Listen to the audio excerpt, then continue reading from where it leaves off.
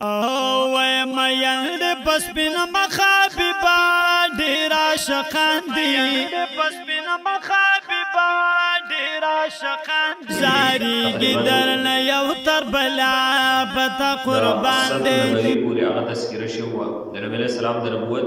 د وم کاله پوری هغه تذکرہ مخکې تیر شو کله چې د نبوت وم کال شو نو دا هغه دور و چې په دغه کې د عمر رضی الله تعالی عنہ په شان او د حضرت حمزه رضی الله تعالی عنہ په شان خلق هغه مسلمانان شو د هغوی د اسلام تذکره په تیرو جمعه باندې هغه شی وویله نو هر کله چې دغه دوه کسان هغه مسلمانان شو نو د دې اثر په قریش باندې انتهایی زیات شو نو قریشو مشوره وکړله چې داسې یو کار کول غواړي د دعوت د دې داسې یو روکتام کول غواړي چې مخې ته بیا څوک مسلمان هغه نه شي دېشته خلکو ته دومره تکلیف ورکړه چې نور خلک هغه د مسلمانېدو هغه سوچ هم ونه کړي نو قریشو یو مشوره وکړله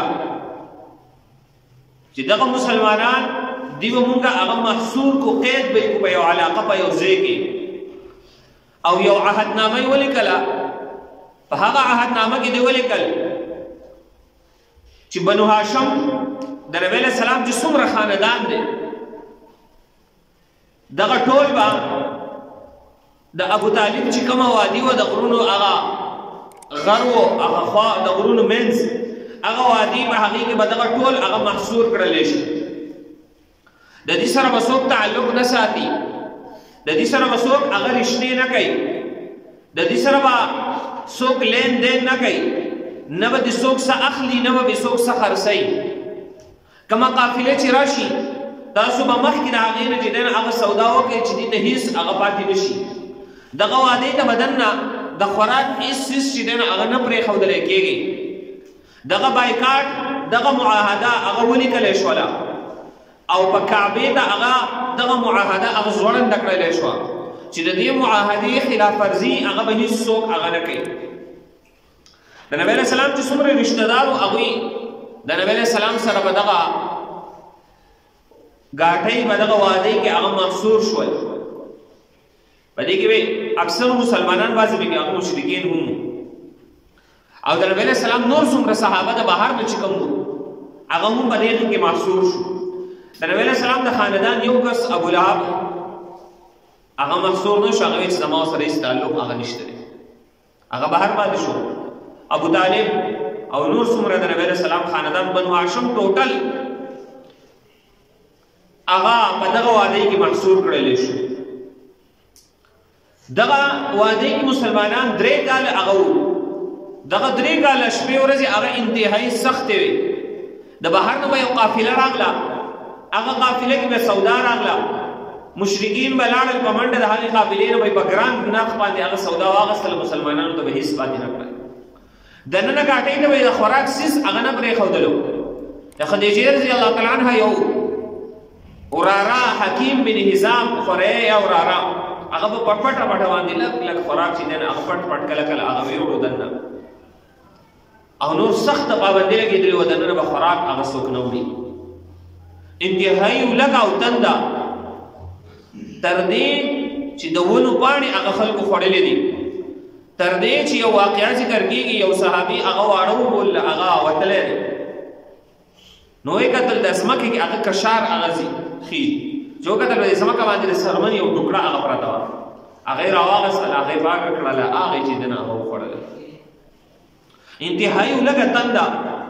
دومره لږه تنده وه چې د شپې به ماشومانو هغه جړل د هغې جړا د وجې نه به دخوا مشرکینو هغه خوب هم نشو کولی خو معاهده هغوی نه ختموله 3 کاله په دغه حالاتو کې هغه تیر شوی دي د هغې باوجود نبی علیه السلام په پټ پټ د دغه ځای نه هغه راوتلو او کم قبایل چې به د بهر نه راتلل هغوی ته به نبی علیه السلام دعوت هغه ورکړو دغه انتهایی سخت حالات دي لیکن نبی علیه السلام بیا هم هغه دعوت هغه جاري ساتلی دی دعوت یې هغه بند کړی نه دی کله چې د نبوت 10 کال شو 3 کاله په دغه معاهده کې هغه تیر شو نو نبی علیہ السلام ته جبرئیل علیہ السلام راغی چې هغه معاهده هغه وینو چینجو هغه خوړلې ده علاوه د الله د نوم نه به کوم ځای کې چې د الله نوم دی هغه به ځای پاتې شوی دی نو ټول هغه وینو خوړلې نبی علیہ السلام دا خبره خپل تر ابو طالب ته هغه وکړه خو د دې نه مخکې په دې مشرکینو کې څه کسان وو هغوی چې دا حالات د مسلمانانو لیدل نو چونکې دا خو ټول په اپس کې هغه رشته دار وو نو هغوی د دې لپاره جدوجهد هغه شروع کړی چې دا معاهده په څه طریقې سره هغه ختمه شي نو یو کس هغه دا خبره بل ته وکړه نو هغه ویې یاره په دې کې به زموږ سره څوک ملګرتیا وکړي هغه ویې ځئ ما ته وایي نور څوک هغه ویې چې بس د پلانکي سره به خبره وکړو د هغه سره یې خبره وکړه هغه ویې نور څوک دي نو 3 کسان شو بیا دې سره څلورم 5 شپږ کسانو سره هغه خبره وکړه چې دا معاهده دې ختمه کړلی شي خو کله چې نو بیا د مشرکینو هغه یو مجلس و په هغه مجلس کې یو کس خبره راوچته کړه چې دا معاهده ډېره د ظلم معاهده نه را ختمول غواړي نو هغه دا خبره راوچته کړه نو په دې کې چې دی هغه دغه مشوره کړې وه بل کس پاسې هغه هم دا معاهده ختمول غواړي بل کس پاسې هغه هم دا معاهده ختمول غواړي نو ابو جهل پاسې وایي دا خو تاسو د شپې نه هغه مشوره کړې ده او دا کسان یې تیار کړي دي دا خبرې اترې کېدلې په دغه کې ابو طالب چې دی نو هغه راغی او قریشو ته وایي زما وراره ما ته دا خبر راکړی دی چې هغه معاهده هغه چینجو خوړلې قریش حیران شو څنګه چینجو خوړلې خبره په دې باندې وشوه که بالفرض واقعي ستا د وراره خبره رښتونې وي هغه معاهدې هغه پاڼه چینجو خوړلې وي سوا د الله د نوم نه نو معاهده به ختمه شي او که بالفرض دا خبره دروغجنه وه نو ته به موږ د خپل وراره حواله کوې چې موږ یې قتل کړو هغه ورته صحیح ده ابو طالب ورته دا شرط ماته منظور دی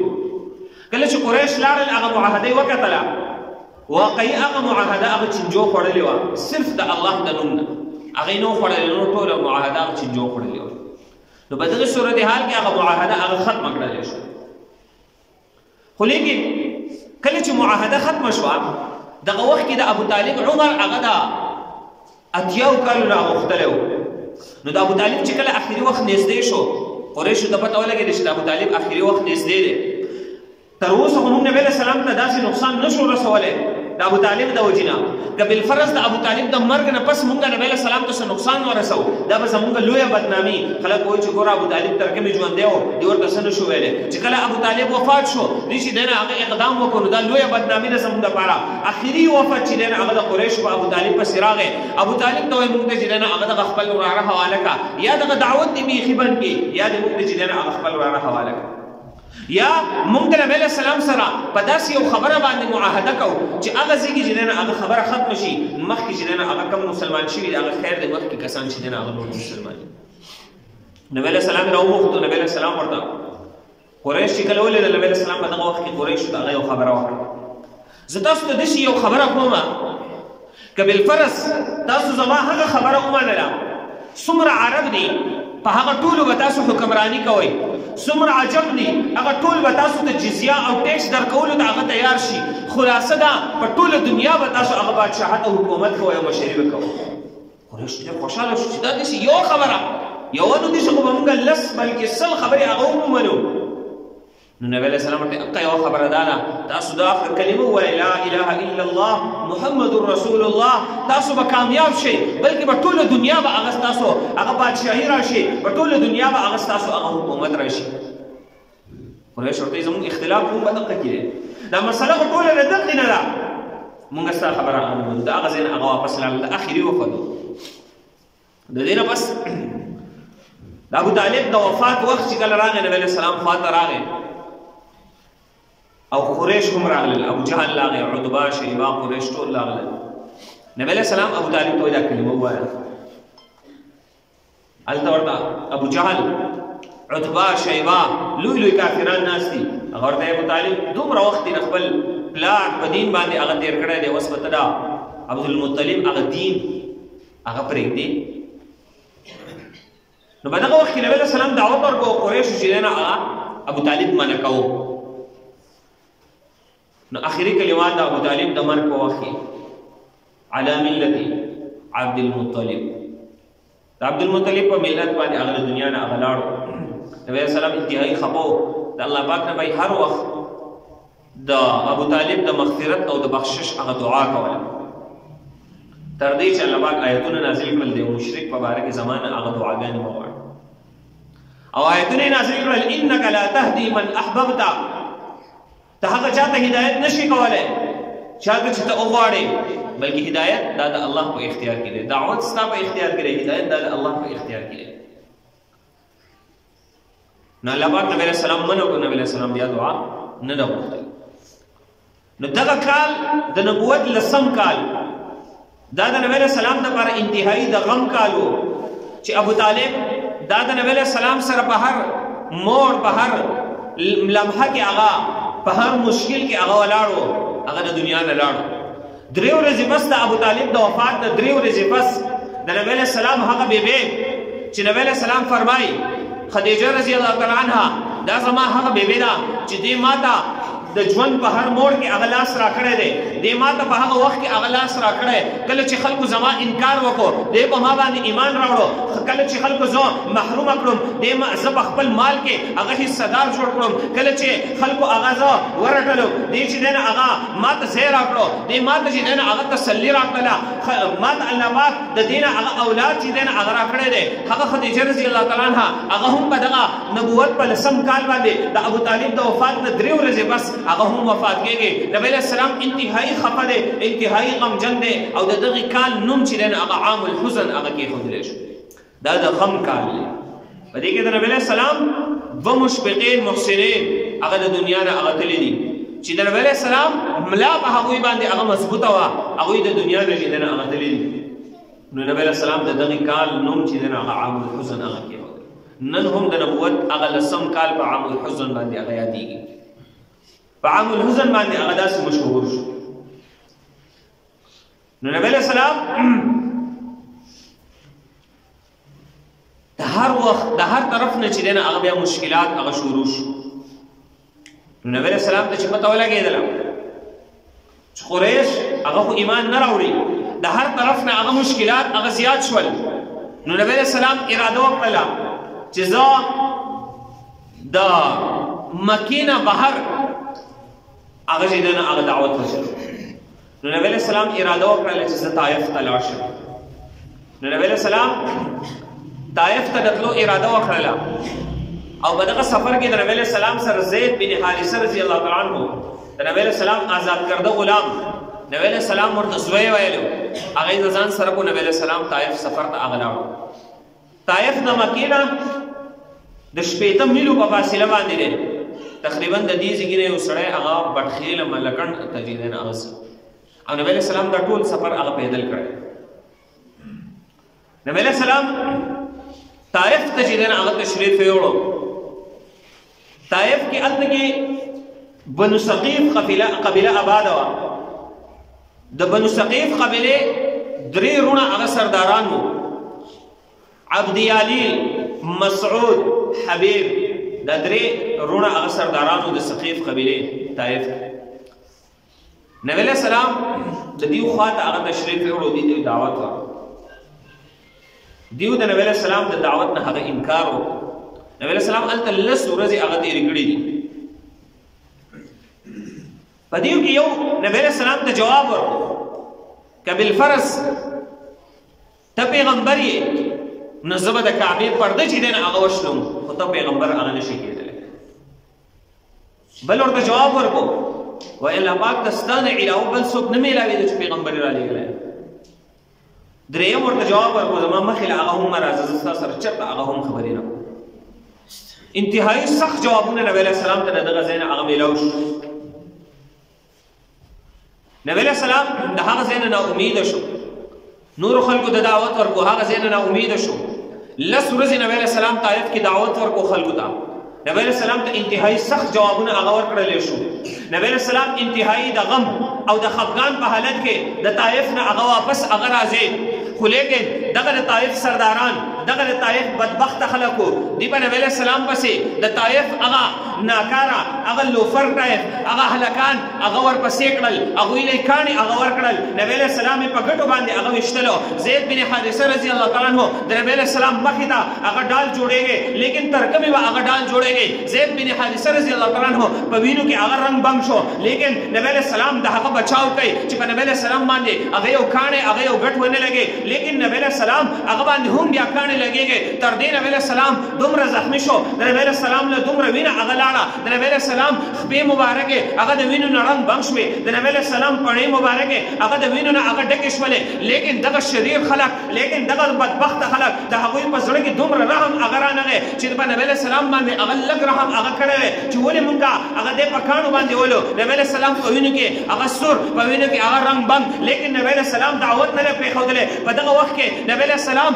هغه دعا کوي اللهم اے الله انما اشکو بس اے الله زه تا ته د خپل حالت چې دی نه هغه شکایت کوم اے الله زه تا ته د خپلې کمزورۍ هغه شکایت کوم اے الله کومو خلکو ته هغه زه تا حواله کړم اے الله هغې خلکو ته دې حواله کړم هغه خلکو هغه زما قدر چې دی نه هغه ونه پېژندو اے الله دا هغه خلک دي چې د خپل وخت د پیغمبر سره هغه دغه سلوک کوي دغه خلکو ته دې اے الله هغه زه حواله کړم اے الله زما ته چې دی نه هغه مددګار شي په دغه وخت کې نبی علیہ السلام 10 میله هغه چې دی نه هغه مسافت ته گئی او دغه شریر خلک هغه دغه 10 میله پورې په نبی علیہ السلام پسې شاته هغه ورپسې دي تر دې چې نبی علیہ السلام د عتبه او د شیبه په باغ کې چې دی نه هغه پناه واخیستله هغه عتبه او شیبه چې دا د دین اسلام هغه عظیم ترین دشمنان نبی علیہ السلام ته ډېر تکالیف رسولې دي خو دیو چې هم کله د نبی علیہ السلام د حالت ولیدل په نبی علیہ السلام رحم راغی نبی علیہ السلام د هغوی په باغ کې پناه واخیستله د انګور یو باغ دی حدبه او شیبه خپل غلام عداس ته هغه ولاړ شي نبی علیہ السلام ته هغه انګور هغه ویسه چې نبی علیہ السلام لږ سکون حاصل کړي نبی علیہ السلام هلته ناست دی سوري ته عداس چې کله راغی نبی علیہ السلام ته انګور پیش کړل نبی علیہ السلام چې کله خوراک شروع کوي نبی علیہ السلام په دغه وخت کې هغه بسم الله الرحمن الرحیم نبی علیہ السلام خوراک شروع عداس انتهایی حیران شو عداس عیسائی او د نینوا اوسیدونکی و تپوس کوي دا کلمه خو ما دلته په دې علاقو د چا نه ده اورېدلې دا خو اول ځل ما ستاسو نه واورېدله نبی علیہ السلام ورته دعوت ورکړو نبی علیہ السلام ته تپوس کوي د کوم ځای اوسیدونکی